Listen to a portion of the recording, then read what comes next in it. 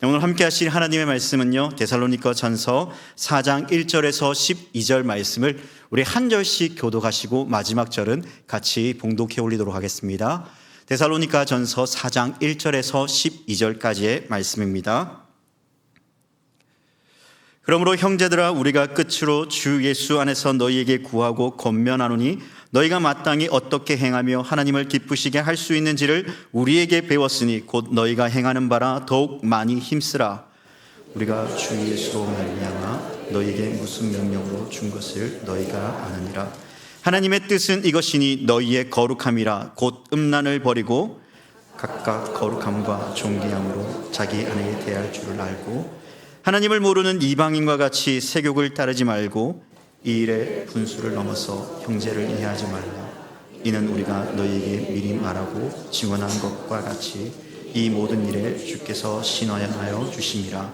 하나님이 우리를 부르심은 부정하게 하심이 아니요 거룩하게 하심이니 그러므로 저버리는 자는 사람을 저버림이 아니요 너희에게 그의 성령을 주신 하나님을 저버림이니라. 형제의 사랑에 관하여는 너희에게 쓸 것이 없음은 너희들 자신이 하나님의 가르치심을 받아 서로 사랑함이라. 너희가 온 마게도냐 모든 형제에 대하여 과연 이것을 행하도다. 형제들아, 권하노니 더욱 그렇게 행하고 또 너희에게 명한 것과 같이 조용히 자기 일을 하고 너희 손으로 일하기를 힘쓰라. 이는 외인에 대하여 단정히 행하고 또한 아무 궁핍함 없게 하려 함이라. 아멘. 네, 오늘 너무나 기쁜 시간인 것 같습니다. 왜냐하면 오늘 10대부터 우리 7, 80대까지 오늘 이 자리에 금요 기도에 함께 와서 예배드리는 모습을 보니까요, 아마 우리 금요 기도회가 더욱 뜨거운 시간들로 또 성령 하나님의 놀라운 위로와 평강이 넘치는 그러한 금요 기도회로 변화시켜 주실 줄 믿습니다. 아멘. 특별히 여러분 3040 세대 여러분 앞서서 오늘 찬양도 인도해 주시고 또 우리 뒤에 아이가 또 울고 있는데 엄마의 마음이 얼마나 슬펐을까요? 네, 그래서 그 아이가 또 앞에 나와서 손잡고 엄마 찬양을 불러봤으면 어떨까라는 그런 생각들도 해봅니다. 우리 앞으로 3040 세대를 위해서 더욱 많이 기도해 주시는 우리 온천제일교회 우리 신앙의 선배들이 되시기를 부탁드립니다. 아멘. 여러분, 오늘 아침에 누군가를 혹시 기쁘게 한 경험이 있으십니까? 예를 들면 부모님께 맛있는 아침을 준비해 드렸다든지 아니면 배우자에게 따뜻한 말 한마디를 전하면서 오늘 하루도 승리해, 사랑해. 너무 닭살스러운가요? 목사님 이제 그런 시대는 지났습니다. 그냥 뭐 눈빛만으로 다 압니다. 네, 그렇죠. 네, 그런 시간들. 또 우리의 자녀들에게 사랑한다라고 안아주면서 또 직장 동료들에게 또 도와주었을 때 사랑하는 사람들을 기쁘게 하는 것, 그 모든 것들을 하나씩 하면서 우리의 삶에서 참 의미 있는 시간들을 한 번쯤은 나누며 발견해 보셨을 것입니다. 그렇다면 오늘 저는 이러한 질문을 여러분들에게 한번 해봤으면 좋겠습니다. 나도 하나님을 기쁘시게 할 수 있을까? 어쩌면 많은 분들이 이 질문 앞에 과연 나 같은 사람이 하나님을 기쁘시게 할 수 있을까라는 그러한 고민을 막상 많이 하게 됩니다.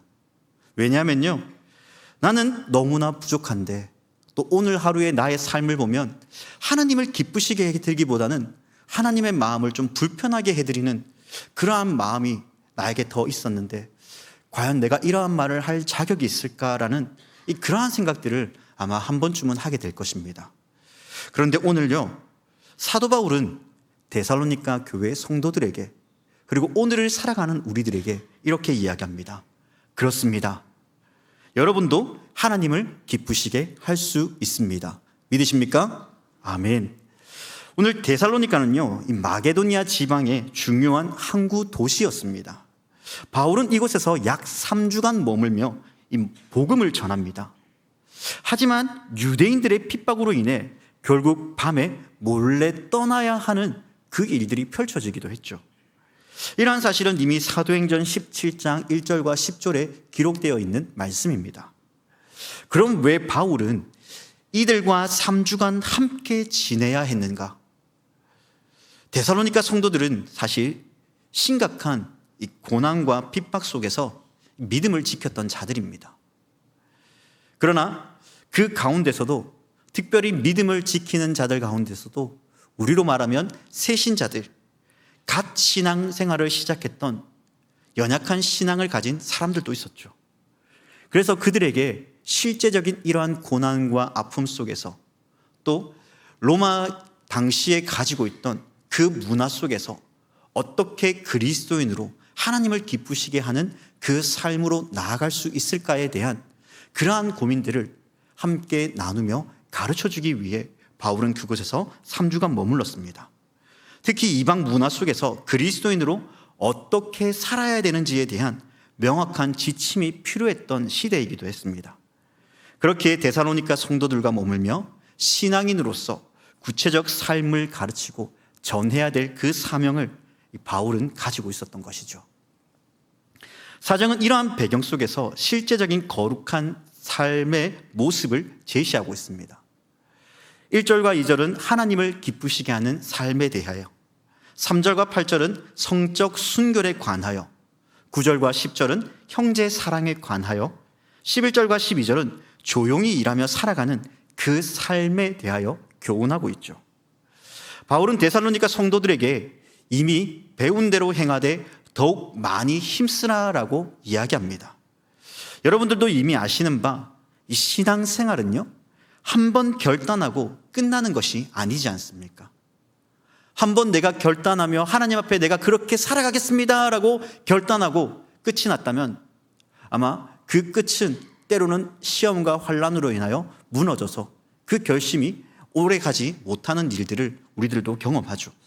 그러므로 날마다 성장하고 발전해 가야 되는 것입니다.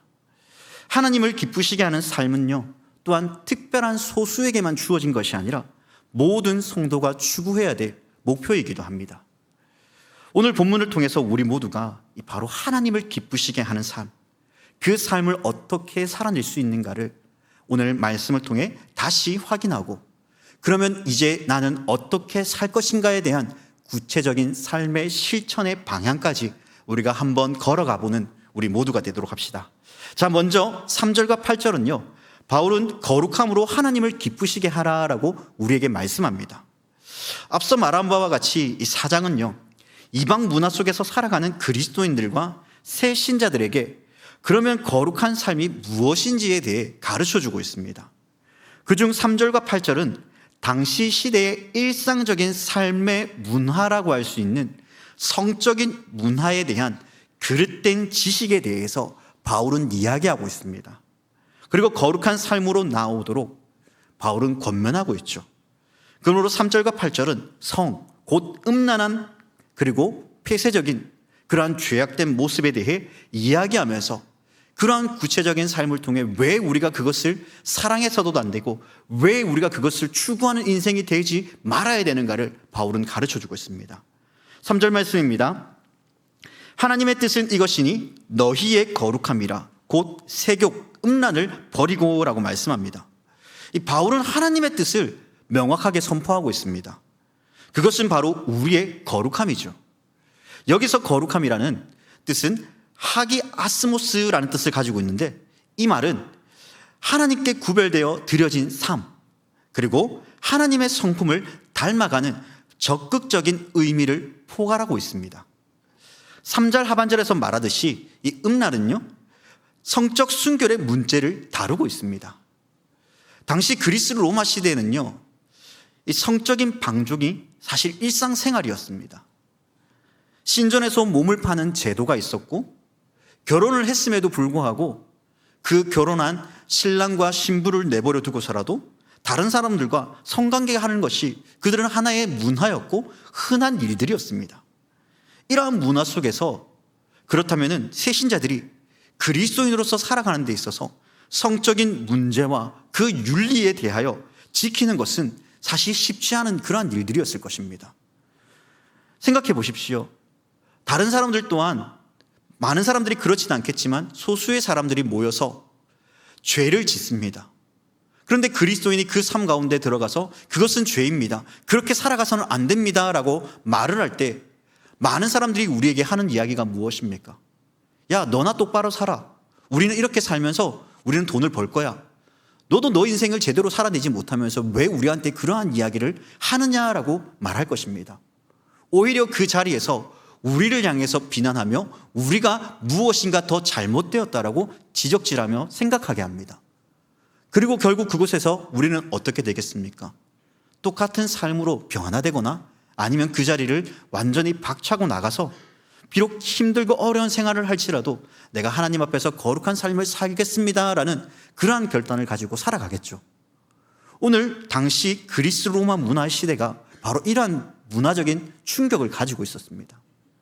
그러므로 바울은요, 이 음란을 버리라는 것은 말 그대로 하나님과의 그 거룩함을 위해 너희가 포기해야 될 하나의 충격적인 사실일지 모르지만 이것이 너희에게 하나님이 원하시는 삶이다라는 것을 가르쳐주고 있는 것입니다. 특별히 음란을 버린다는 것은요, 이 시대에 당연히 그 문화와의 단절을 의미합니다. 음란, 포르네이아, 결혼 밖의 모든 성적인 부도덕을 포함하는 그 모든 것을 포기하고 내가 거룩한 삶, 하나님이 기뻐하시는 삶, 그 삶을 살아가겠다라는 그러한 결단이 오늘 말씀 가운데 나타나고 있는 것이죠. 당시 시대적 문화에서 당연하게 여겨왔던 그들만의 독특한 문화, 그것을 당연하게 여기는 것이 아니라 오히려 그것이 하나님이 보실 때 잘못되었다는 것을 그들이 바르게 알고 인식하면서 그 잘못된 길을 걸어가지 말라고 이야기하는 것입니다. 때로는 그 일로 인하여서 비난의 목소리를 듣는다 할지라도, 네가 왜 우리를 책망하느냐라는 그러한 목소리를 듣는다 할지라도, 그러나 우리가 기억해야 될 것은 그러한 행위를 단호히 금하신 하나님의 뜻을 우리는 기억하면서 그것을 끊어내야 됩니다. 하나님은 이러한 행위를 단호히 금하고 계십니다. 그러므로 그 금하는 내용들에 대해서 바로 데살로니가 성도들에게 그러한 잘못된 죄악에서 벗어나라고 가르쳐주고 있는 것이죠. 그렇다면 우리에게 한번 이 말씀을 적용해 봅시다. 사랑하는 여러분, 우리는 여기서 음욕이라고 이야기하지만 하나님보다 더 사랑하는 것들이 무엇이 있습니까? 나의 삶을 좌지우지할 만큼 하나님보다 더 사랑하는 것들은 무엇이 있습니까? 그것은 각자 여러분들만이 아실 것입니다. 그럼 오늘 이 말씀을 통하여서 거룩한 삶을 하나님께서 우리에게 요구하실 때 우리는 그 삶을 선택하며 그 길을 걸어가야 됩니다. 그것이 비록 손해보는 것 같고 그것이 비록 우리를 망하게 하는 것 같지만 결국 우리의 삶을 살린다는 것을 우리는 기억해야 됩니다. 왜 그렇습니까? 그 거룩함을 쫓아 살아갈 때 우리는 하나님 나라의 백성으로서의 그 온전한 삶을 영위하며 하나님의 나라에서 영원토록 하나님과 기뻐하며 살아가는 그 놀라운 축복이 우리에게 주어져 있기 때문입니다. 영원한 것을 여러분 포기하지 않길 바랍니다. 이어 4절은 각각 거룩한 존귀함으로 자기의 아내 대할 줄을 알라고 합니다. 여기서 아내로 번역된 단어 스큐스는요, 문자적으로 사실 이 그릇이나 기구를 의미합니다. 많은 학자들은 여기에 대해서 이 그릇이나 기구를, 아내에 대한 부분들을 자기의 몸으로 해석하고 있습니다. 그래서 자신의 몸을 거룩하고 존귀하게 다루라는 것입니다. 우리의 몸은요, 성령의 전입니다. 하나님께 드려진 산 제물이죠. 우리는 걸어다니는 교회입니다. 우리의 몸은 하나님의 거룩한 성전이기에 이 5절의 말씀과 같이 하나님을 모르는 이방인과 같이 세욕을 따라서는 안 되는 것입니다. 이방인들은 참 하나님을 알지 못했기에 정욕을 따라 살아갑니다. 그러나 우리는 하나님을 압니다. 하나님을 알기에 우리는 하나님을 아는 지식으로 우리의 삶의 방식을 근본적으로 변화시켜야 되는 것이죠. 세상과 똑같은 인생의 삶을 살아간다면 세상 사람들과 결코 다르지 않을 것입니다. 그들에게 세상의 빛과 소금의 삶은 결코 우리에게 드러나지 않을 것입니다. 그러나 세상과 다른 삶, 하나님이 기뻐하시는 거룩한 삶, 빛과 소금의 그 삶을 살아낼 때 그 삶이 지금은 사람들이 보기엔 미련해 보인다 할지라도 어둠 속에 거하는 자들이 그 빛을 발견하며 주님께로 돌아오는 놀라운 역사가 일어납니다. 그 소금의 삶을 살아낼 때에 썩어져가는 그 세상 가운데 진짜 삶이 무엇인가를 나타내 보여줄 때 그들은 누군가가 그 사실을 깨닫고 주님께로 돌아옵니다. 바로 이러한 삶을, 그 거룩한 삶을 하나님께서는 우리에게 살아내기를 원하시고 계십니다. 또한 세격 또한 음란은 개인을 넘어 공동체의 문제임을 우리는 인식해야 됩니다. 오늘 6절 말씀입니다. 6절에서도 바울은 이 점을 분명히 짚고 넘어갑니다. 이 일의 분수를 넘어서 형제를 해하지 말라. 여러분, 음란은요, 개인의 문제가 아닙니다. 이것은 공동체를 해치는 문제입니다. 하나님 앞에 거룩하지 못한 그 삶을 살아내는 것은 우리의 공동체를 위태롭게 합니다. 하나님의 뜻을 제대로 알지 못하면, 내 생각과 내 지식이 앞서 나아가면 우리의 공동체를 무너뜨리며 하나님의 뜻이 아닌 사람의 뜻이 더 우선시 되어버립니다.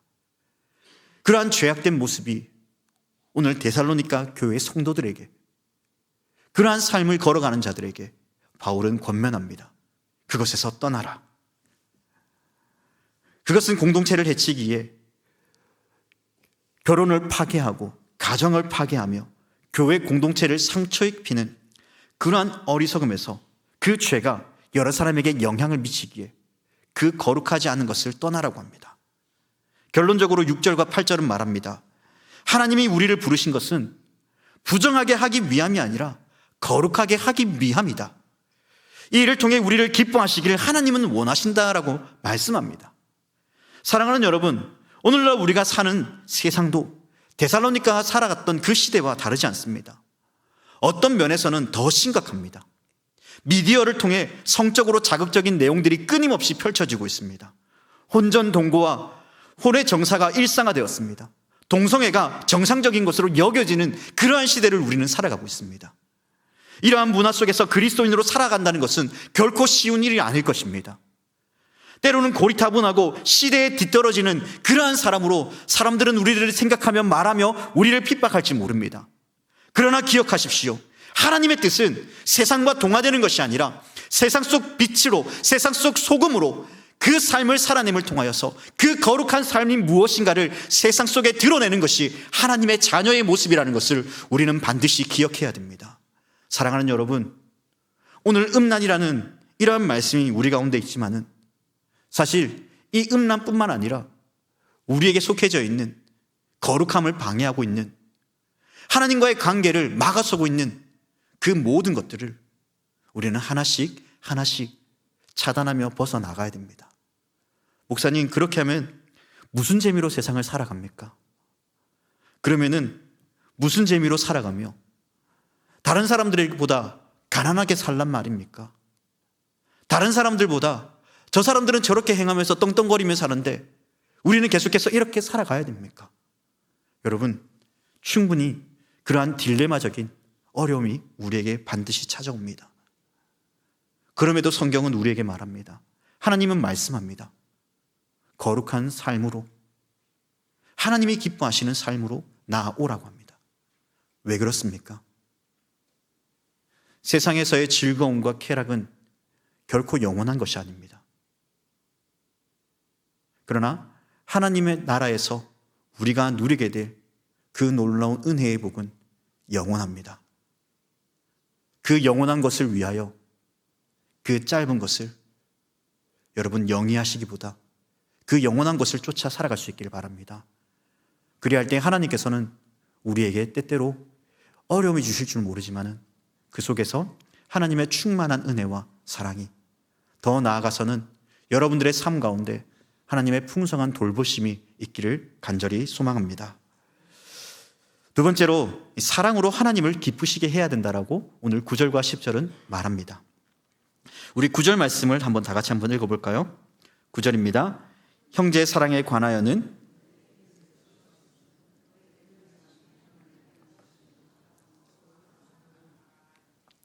여러분, 바울은요, 이 데살로니가 성도들을 이 사랑에 관하여서만큼은 칭찬합니다. 그들은 이미 하나님께 직접 사랑을 배웠고 실천하였다고 합니다. 여기서 하나님의 가르침을 받았다라는 뜻은 이 데오디닥토이라고 하는데 신약 성경에서 유일하게 오늘 본문에서만 쓰여지는 단어입니다. 이 뜻은요, 성령께서 직접 우리의 마음에 사랑을 가르치신다라는 의미를 가지고 있습니다. 형제 사랑은요, 초대교회의 중요한 특징 중 하나였습니다. 사실 로마 제국 사회에서 여러분, 계급과 신분의 차이에 그 벽이 굉장히 높았습니다. 그런데 교회 안에서만큼은요, 주인과 종, 남자와 여자, 심지어 유대인과 이방인이 한 형제 자매가 되었다는 것을 1세기 문헌을 통해 볼 수 있습니다. 이것은 놀랍고 큰 변화였습니다. 사회적 지배 계층의 그 삶을 살아가는 사람들이 스스로 자신의 자리에 내려와서 예수님의 그 삶을 본받아 형제요, 자매요라고 외치며 그들을 돌보았다는 것입니다. 복음의 능력이 보여주는 크나큰 놀라운 변화였습니다. 10절 말씀에 보면 데살로니가 교회의 사랑은 자기 교회에 국한되지 않았음을 또한 보게 됩니다. 마게도니아 전체에 있는 모든 형제에게 이것을 행하거니와 라고 말합니다. 이 데살로니가 교회 성도들은요, 이 마게도니아 전역에 있는 모든 성도들에게 사랑을 실천했습니다. 다시 말해서 지역 교회의 경계를 넘어 이 보편적인 교회를 향한 사랑을 그들을 실천했다는 것입니다. 저는 가끔씩 저희 온천제일교회를 바라보면서요, 가끔씩 뒤에서 남 모르게 도와주시는 분들을 봅니다. 그러한 분들을 볼 때마다 어떻게 저분은, 죄송합니다, 어떻게 돈이 저렇게 많아서 도와주실까, 이런 생각을 할 때도 있습니다. 그런데 보니까요, 돈이 많고 적음이 아니었습니다. 그것이 중요하지 않았습니다. 그 안에는 긍휼히 여기는 마음, 예수님의 마음으로 그들을 섬겼다는 것입니다. 오늘 데살로니가 교회를 향하여서 바울은 사랑이 넘쳤다라고 합니다. 저 또한 온천 제일교회를 바라보면서 저도 말하고 싶습니다. 그러한 교회가 우리 온천 제일교회가 되었으면 좋겠다. 네, 아무도 아멘을 안 하시는군요. 다시 한번 물어보겠습니다. 그러한 교회가 우리 온천 제일교회가 되었으면 좋겠습니다. 아멘. 여러분, 그러한 사랑의 실천이요, 결국 예수님의 사랑을 실천해 나감을 통하여서 보지 못하는 연약한 자들을 돌보며 그 사랑을 실천해 나감을 통하여서 위로를 받게 한다는 것입니다. 예수님의 사랑이 그들의 마음속에 전해진다는 것입니다. 물론 물질적인 도움뿐만 아니라 여러분들의 시간과 여건과 환경들을 통해 어려운 분들을 도와주는 것, 그것 또한 크나큰 일들이죠. 그래서 바울은 이렇게 이야기합니다. 권하노니 더욱 그렇게 행하고. 오늘 이 10절에 나타났던 그 말씀 가운데 다시 권한다고 합니다. 오늘 이 말씀은요, 사실 1절에서 시작되었던 권한다라는 이 주제가 다시 반복되고 있습니다. 이미 잘하고 있지만 더욱 힘쓰라는 것입니다. 사랑하는 여러분, 잘하는 사람에게 칭찬할 때 여러분 어떻습니까? 일을 더 잘하지 않습니까? 저도 가끔씩, 죄송합니다, 과거에 이제 일용직에서 일을 할 때가 있었습니다. 하마터면 노가다라고 얘기할 뻔했네요. 일용직에서 일을 한 적이 있었습니다. 그런데요, 거기에서 문제가 뭐냐면 일을 잘하잖아요. 그러면 관리 감독이 와서 너 일 잘하네, 이리로 와봐 하면서 쉬지 않고 일을 시킵니다.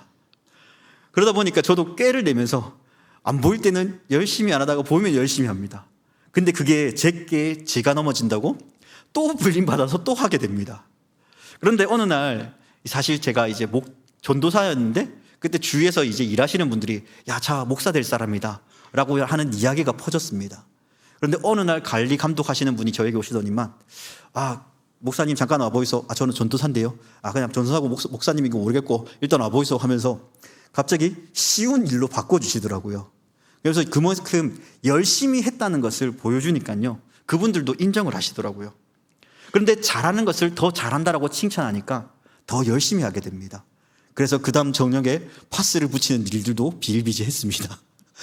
제가 말하고 싶은 것은 어쨌든 열심히 하는, 이 사랑을 열심히 실천하는 그들을 향해서 바울은 권면합니다.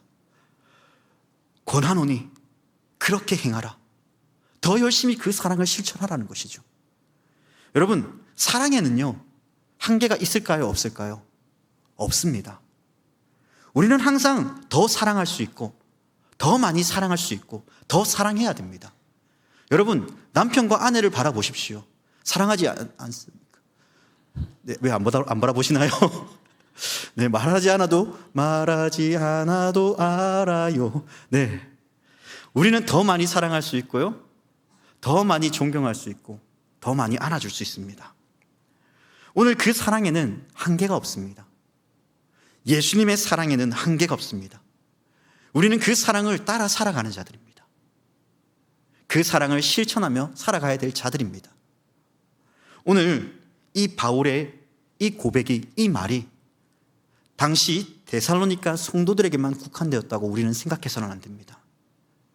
하나님의 말씀은요, 살아 원동력이 있는 말씀입니다. 과거나 현재나 미래나 동일한 말씀입니다. 그 하나님의 말씀이 오늘 우리에게 말씀합니다. 사랑을 실천하라. 사랑을 나타내라. 오늘 그 사랑을 우리 주위에 있는 우리 사랑하는 온천제일교회 성도들과 그 가족들에게, 더 나아가 이 지역을 향해 예수님의 사랑을 전하며 나타낼 수 있기를 바랍니다. 그렇다면 우리는 어떻게 형제와 자매 사랑을 실천할 수 있겠습니까? 사실 지금부터 하려는 이야기는요, 너무나 잘 아는 이야기입니다. 너무나 많이 들었던 이야기죠. 단지 우리가 교회 안에서 그래, 해야지 라고 까지만 생각하고 멈추기 때문에 우리는 그 사랑을 사실 실천하지 못하고 있습니다.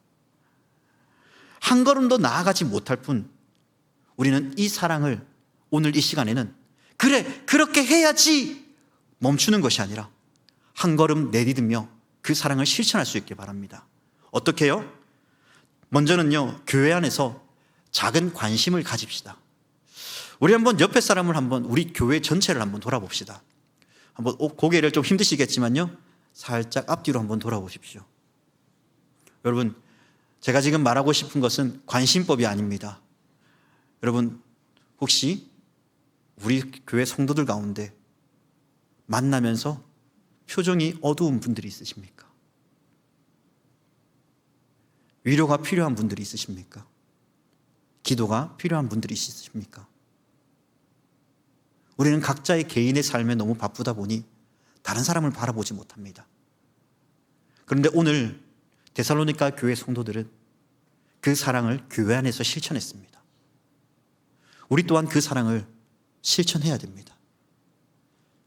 오늘 이 자리에 참석하지 못한 성도들이 있다면 왜 나오지 못하였을까? 맨날 안 나오는데, 그런 게 아니라 그 나오지 못한 그 이유들을 생각하며 연락하면서 관심을 가져주시길 바랍니다.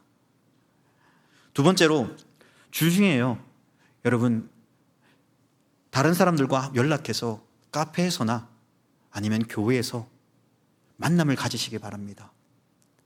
다시 말해 성도의 교제를 가지시길 바랍니다. 혼자 있기 너무나 적적할 때가 많습니다. 때로는 누군가에게 말하지 못할 어려움들이 있을 때가 있습니다. 그러할 때 우리가 늘 오늘 이 자리에서 기도하는 성도님들 뿐만 아니라 새벽에 나와서 수요일이건 주일이건 늘 나와서 기도하시는 우리 성도님들, 아마 생각나시는 분들이 있을 겁니다. 그분들에게 연락하여서 주중에 만나 대화를 하시기 바랍니다. 그 대화 속에서 여러분들이 가져야 될 사랑의 마음을 나눠줄 수 있길 바랍니다. 그것이 우리 교회가 해야 될 일입니다. 사실 교회는요, 건물이 아닙니다. 우리 개개인을 향하여서 하나님의 전이라고 하였습니다. 우리가 걸어다니는 교회입니다. 교회는 건물이 아니라 사람입니다. 그러므로 사람은 서로를 알고 서로를 돌보며 나아가는 것, 이것이 진정한 교회의 본질입니다. 그 본질적인 사랑을 우리가 걸어다니는 교회로서 함께 나눌 수 있기를 바랍니다. 더 나아가서 구체적으로 도울 수 있는 방향들을 함께 나누어 봅시다. 때로는 말로만 사랑해가 아니라 그 사랑을 실천할 수 있기를 바랍니다. 가끔씩 저도 아내에게 사랑한다라고 말할 때가 있습니다. 근데 사랑한다고 말하지만은 잘 안 도와줍니다. 여러분, 이게 사랑일까요?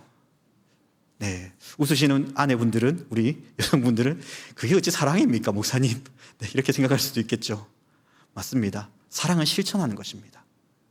말로만 사랑하는 것이 아니라 구체적으로 도울 수 있는 그 방향성들을 여러분 서로 생각하면서 나눌 수 있기를 바랍니다. 그러한 의미에서 요한일서 3장 18절은 우리에게 분명 이렇게 말씀합니다. 자녀들아, 우리가 말과 혀로만 사랑하지 말고 행함과 진실함으로 하자라고 요한일서 3장 18절은 분명 말하고 있습니다. 우리 다시 한번 읽어볼까요? 자녀들아, 우리가 말과 혀로만 사랑하지 말고 행함과 진실하심으로 하자. 누군가 아프면 병문안을 가고 식사를 못했다면 같이 그 자리에 가서 식사도 나누며 집안일을 하지 못할 만큼 어려움이 있을 때 같이 도와주는 그러한 사랑의 실천적 삶을 나눌 수 있기를 바랍니다. 작은 실천도 큰 의미가 있죠. 예를 들면 문자 메시지 하나, 전화 한 통, 작은 선물 하나가 누군가에게 큰 위로가 될 때가 있습니다.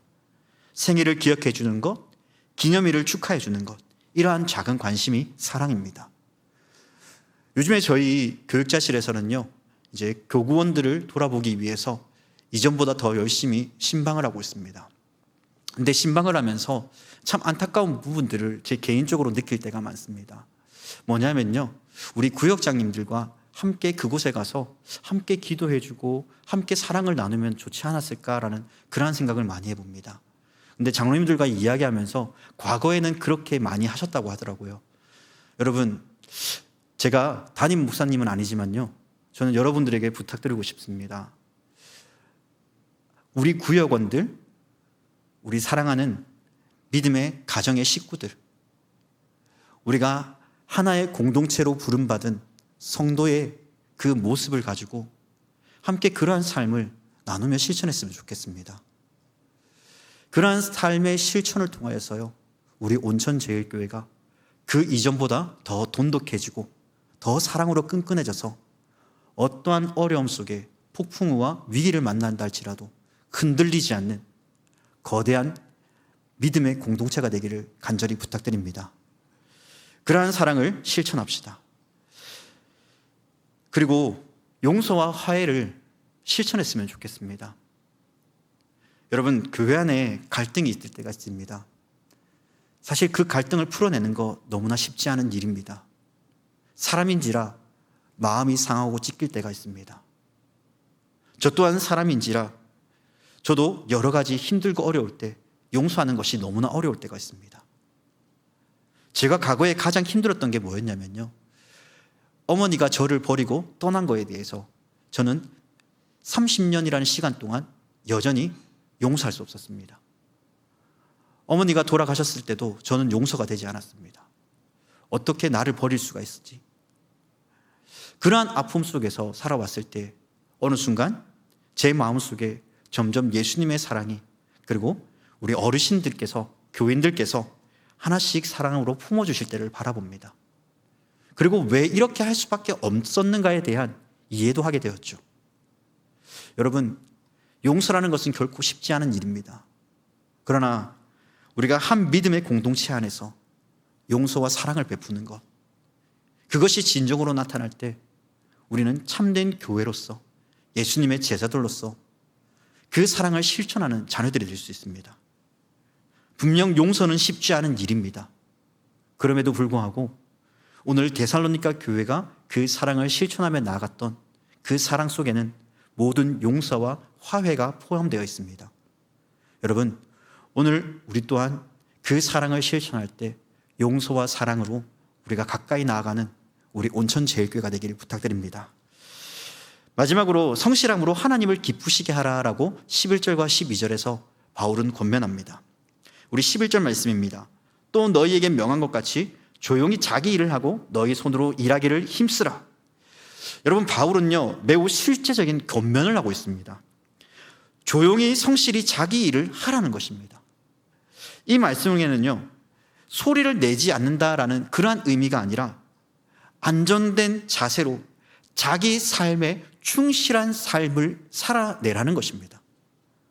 다시 말해서요, 여러분들이 속해 있는 직장과 가정과 사업터 위에 여러분들이 할 수 있는 최선의 삶을 하나님께 올려드리라는 것입니다. 여러분, 이것은 내가 삶을 살아가는 그 모든 삶의 현장에서 하나님의 영광을 위해 내가 충실히 그 삶을 살아낼 때 하나님께서는 그 삶을 통해 영광 받으신다는 것입니다. 어쩌면 오늘 이 자리에 계시는 우리 성도님들, 또 온라인으로 함께 하시는 분들, 아마 모든 삶의 자리에서 자신이 맡은 자리에서 최선을 다하는 그 삶을 살아내시는 분들로 저는 알고 있습니다.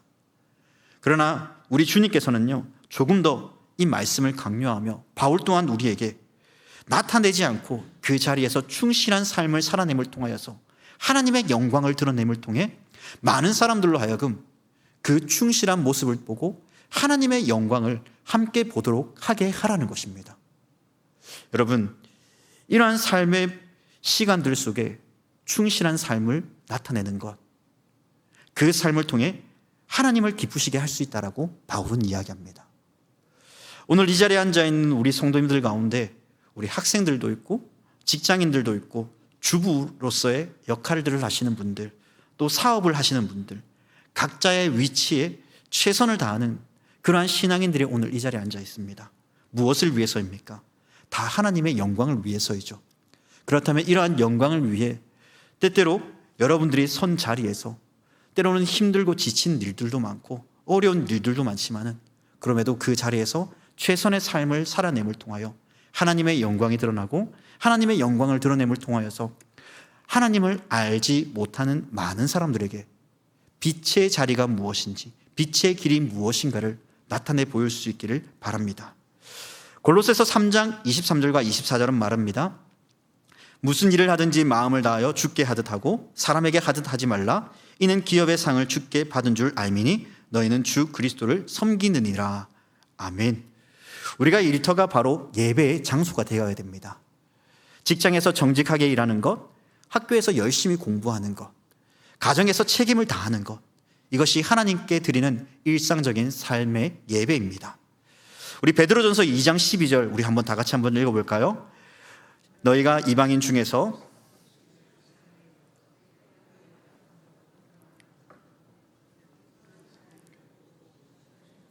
하나님께 영광을 돌리게 하려 함이라. 여러분, 성실한 삶은 하나님을 기쁘시게 합니다.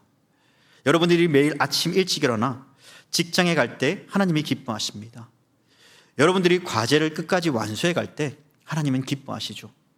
이것이 바로 우리의 일상에서의 하나님을 기쁘시게 하는 삶입니다. 말씀을 정리하겠습니다.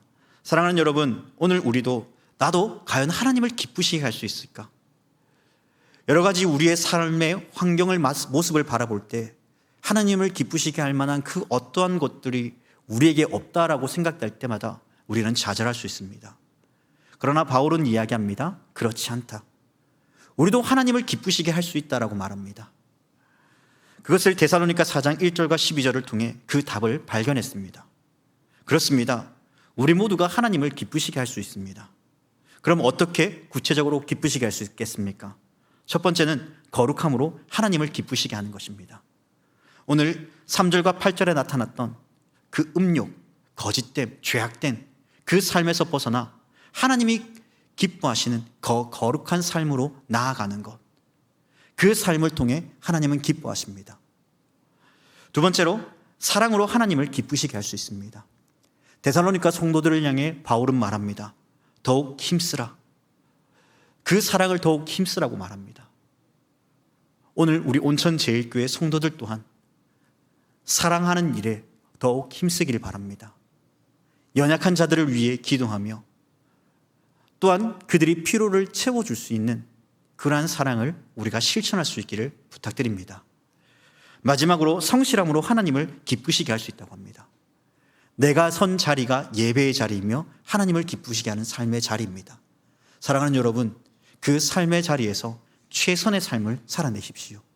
그러할 때 오늘 베드로전서에서 나타났던 2장 12절에서 말씀했던 이방인 중에서 행실을 선하게 가지라. 그들이 너희를 악행한다고 비방하여도 너희 선한 일을 보고 오시는 날에 하나님께 영광을 돌리게 하리라.